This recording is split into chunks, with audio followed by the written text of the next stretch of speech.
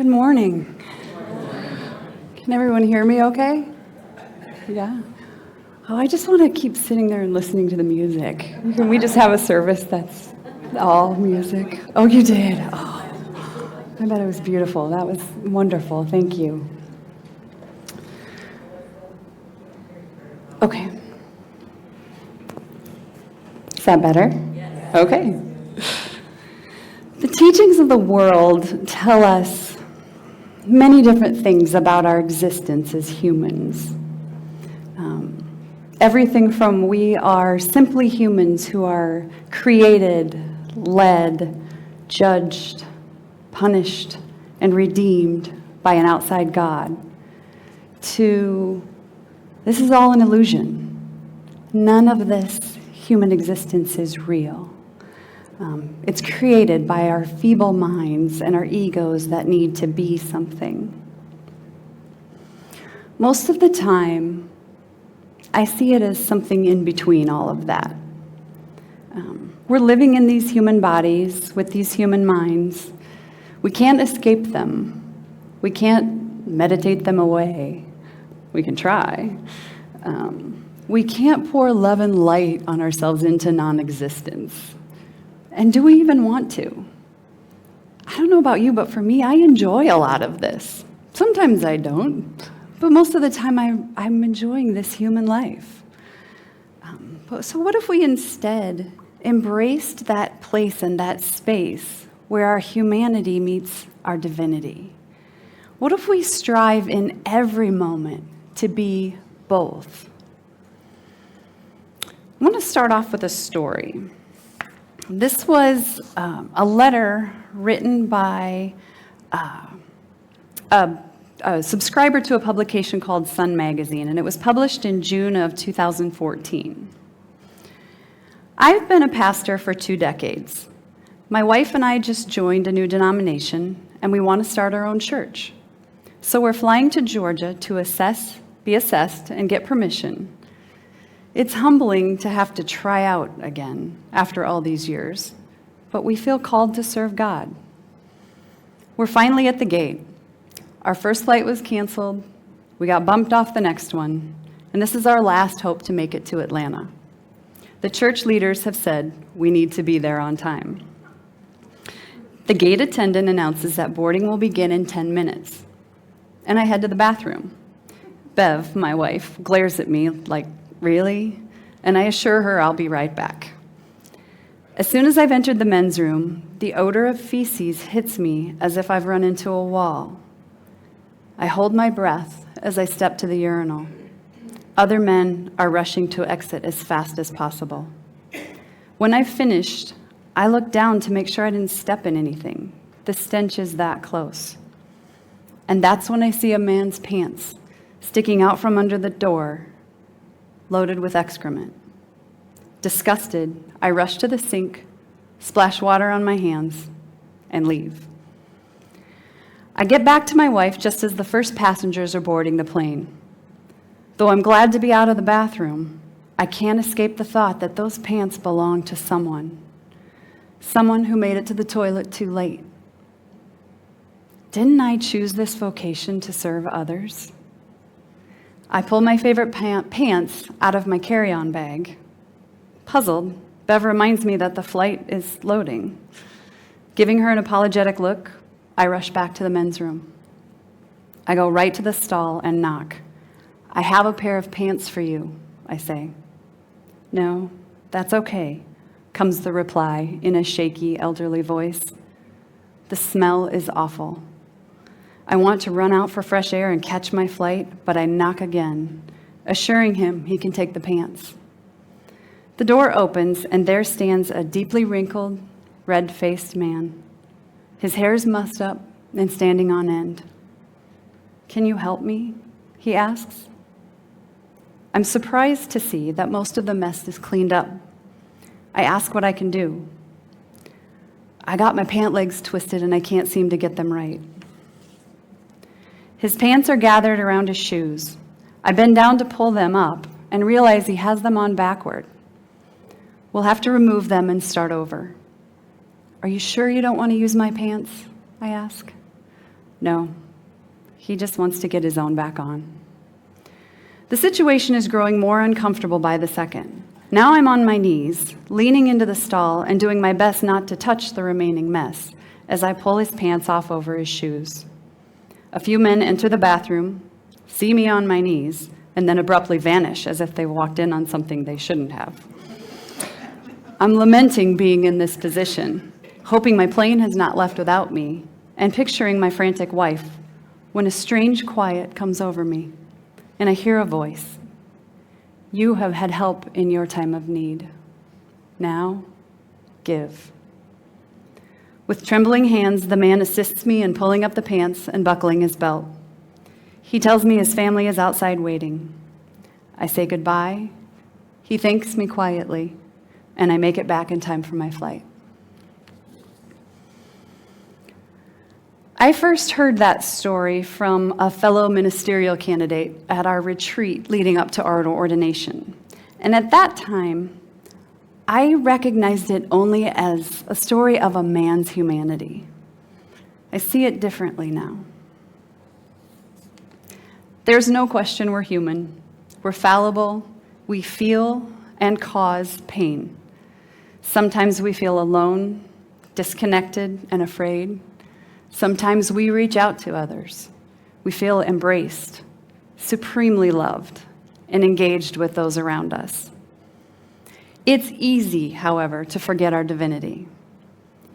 It's hard to fathom the limitlessness of our power.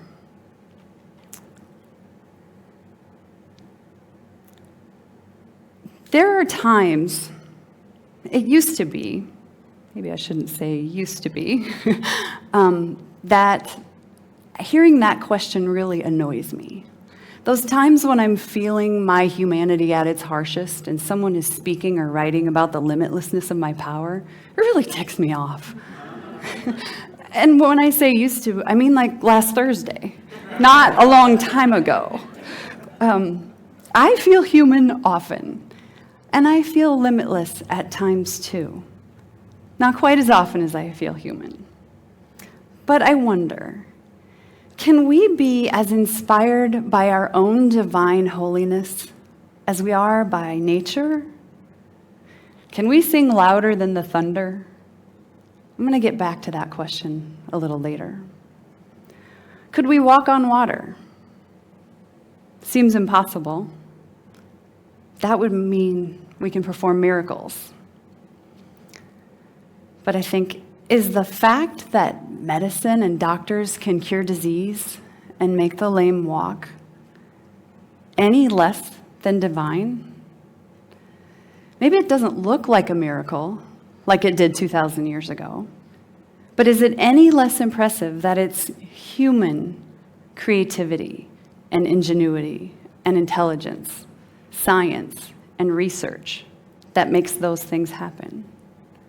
Do we think that that is happening outside of divinity? I know there are some people that do, and frankly, I respect that. But for me as a believer in God, I see it differently. I have been reading a lot recently about the Jesus paradox. Are you all familiar with that? Some? So I'd heard of it before, but I hadn't really given it a lot of thought until I started to jump in this spring. Simply put, the Jesus paradox is the non-dual awareness of Christ, who is at once God and human.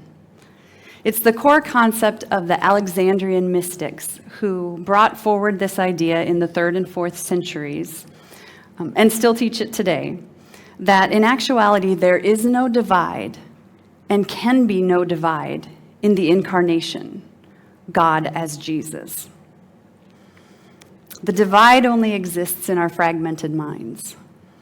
And I'm paraphrasing from a book I'm in the midst of reading right now called Healing the Divide, Recovering Christianity's Mystic Roots by Amos Smith. He's a minister and a contemplative Christian writer. There's the cover right there. If you're interested in any of this, this is a deep, a little bit arrogantly written, but fascinating book on this topic.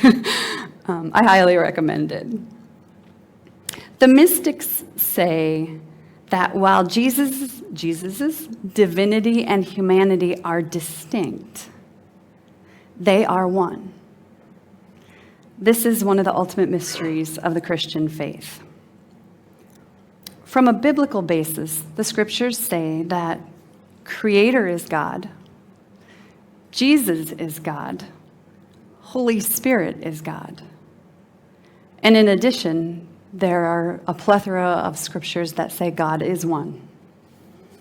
Thus the paradox. In the paradox, the question is, the divinity and humanity of Jesus is not a mixture where some of his humanity and some of his divinity are diluted or watered down by the other. It's not a combination, some cells human and some cells divine. We can't tell where his divinity ends and his humanity begins. He is wholly and completely both. Smith states, a Christian can't say Jesus is solely human, and a Christian can't say Jesus is solely God. Simple, right? So we in our human minds have to understand things and create definitions. So there have been many analogies over the centuries to try to explain this mystery. Some are accepted, some are dismissed, depending on how you believe. One of them is that Jesus' divinity and humanity are two sides of one coin. One side implies the other. We've all probably heard the analogy of the wave. The crest of the wave is distinct from the trough, but the crest and the trough are one single dynamic. There's the music analogy. A song is a dynamic union. Silence isn't confused or compounded with beats and tones. There's a dynamic that plays between them and complements each other. But we only have music if we have both. Now, all of these are wonderful, and all of these in some way are flawed and problematic. We're attempting to define ultimate reality. And we're doing it with our human words and our human minds that are defining by definition. But they're helpful. So as I spent my time reading through these explanations and analogies that are attempting to explain this paradox of Jesus being fully and completely human and fully and completely divine, I kept thinking to myself, and so are we. I've been holding this thought that we are also fully and completely human and fully and completely divine, like Jesus. The difference is that he knew it. He knew it when he came into a human body. He knew it before he was conceived. He knew he was fully and completely divine, and he knew when he came to be fully and completely human, he would be fully and completely divine. Somewhere along the way, we forgot, we lost it, or we were taught that that isn't true for us. So thinking of the wave analogy again, the crest and the trough of the wave are one single dynamic. And take it a step further. Can we say you are the wave of the ocean, of all of the oceans, of the entire universe, one single dynamic? I want to pause for a moment here because of the various teachings of the world and even the various beliefs within unity teaching, I understand that there are people who read the Bible and interpret Jesus differently than I do, and who would say what the words I'm saying right now are sacrilege. And I want to say that I love and respect and honor that belief system. Excuse me. And I sincerely don't mean to offend anyone by saying this today. It's simply an idea to give consideration to how we live our human lives. If we think of the universe in non-dual terms, non-duality, the phrase equal to can't even exist. There's nothing on the other side of that equal sign. There isn't even another side. There is nothing other to be equal to or less than.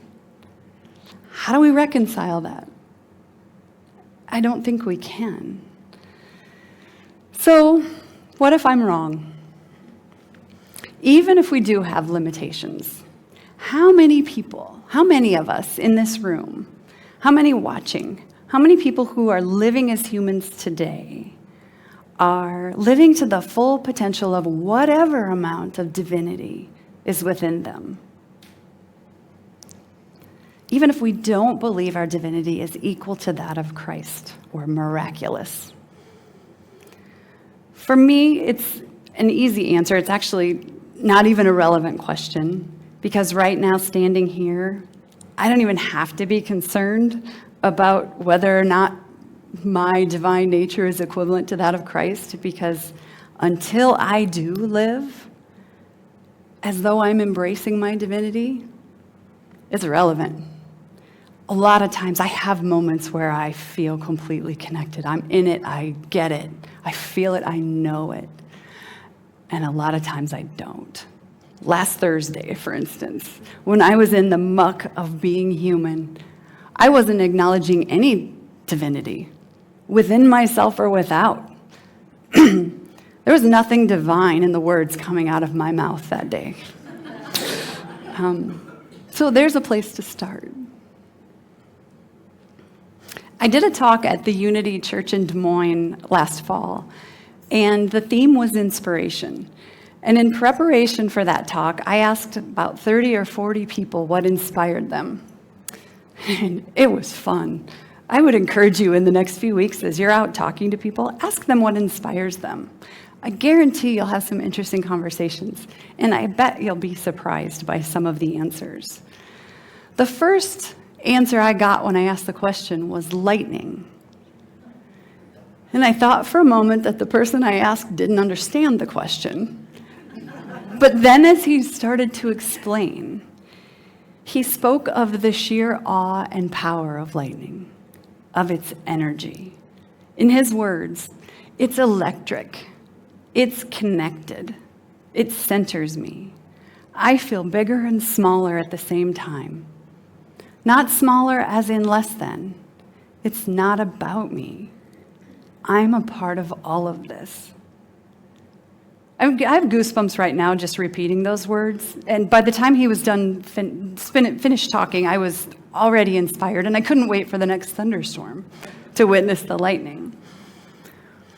Aren't we made of the same energy that creates lightning? Or that creates the sound waves of thunder? Do we believe that the energy that courses through us and creates us is less than the energy that creates nature? Maybe so. But they do say we're made of stardust. I heard a new song recently, new to me. I'm not sure it's a new song, but I hadn't heard it before. I was on a flight back from Colorado a few weeks back. The title of the song is Thunder. And the chorus words say, I want to sing louder than the thunder. Now, this artist's voice is incredible. So I'm listening to this song and I'm thinking, well, yeah, you are. Like, there's that power in that voice. I was inspired by it, but also by the words. They have stuck with me since then. I've now listened to the song over and over and over again. Do you ever just hear that music that kind of digs into your heart? Then you have this longing to continue to listen, whether it's the voice or the music or the harmony or the words. That was this song for me. And it has made me take several deep breaths, and it has made me think very, very deeply. Can I sing louder than thunder? Can we? Do you have within me that kind of power? Don't we all? Is there some blending or balancing of our insignificance as these tiny humans in this vast, vast universe and our magnificence? Can we walk the road where our humanity meets our divinity? I invite you to sit back and relax for a short meditation. I'm only going to say a few brief words to start, and then we're just going to listen. We're going to hear the song. Close your eyes if you'd like. Breathe in and see if you can see or feel that place where you're connected, where you feel like you're a part of things. Sacred. Notice that energy. Feel it grow within you. Feel it moving from your heart, through your throat, in your voice, both reaching down into the earth and expanding out beyond you. Feel its vibration, like sound waves, like thunder. I wanna sing louder than the thunder. I wanna sing. I wanna sing louder than the thunder. I wanna sing louder.